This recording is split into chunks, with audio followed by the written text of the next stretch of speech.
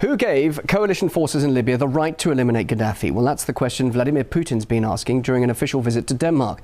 The Russian premier also said NATO's effectively joined one of the warring sides in the conflict, and more responsible action should be taken instead. RT's Daniel Bushell joins us now live for this in Brussels. Daniel, so the Russian Prime Minister has effectively lashed out on the operation there in Libya.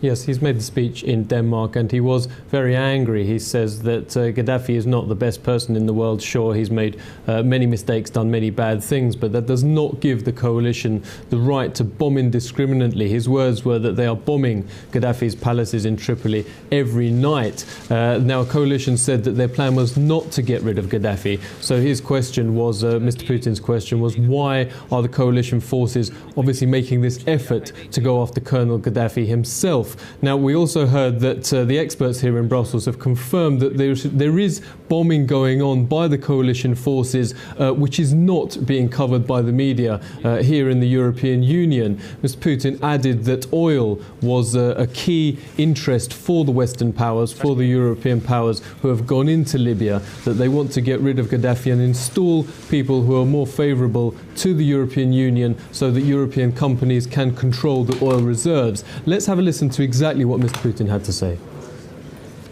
The coalition said destroying Gaddafi was not their goal. Then why bomb his palaces? Now some officials have claimed that eliminating him was in fact their goal.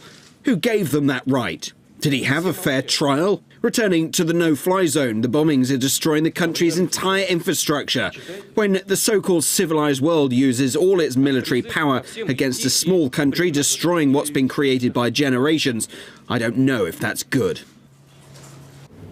Mr. Putin said that they have to give the Libyan people time to sort out their own problems, and there's really double standards here, he added. There are several other parts of the region in the Middle East and North Africa which is facing pretty much civil war situations, but which the West is either ignoring or not really paying the same amount of attention to.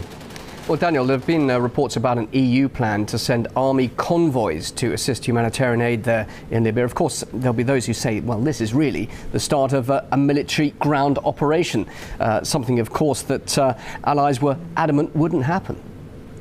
Yeah, absolutely. I heard these rumours for the first time a few weeks ago that the EU plans to send up to 1,000 troops under the guise of so-called humanitarian aid. Russia fears that this will be used to plan an invasion and to carry out an invasion of Libya on the pretext of supporting humanitarian aid to the Libyan people. The draft plan is called U4Libya. It's supported by the 27 member states of the European Union, prepared by them, and it provides for ground troops, in fact, to be deployed by the Western coalition.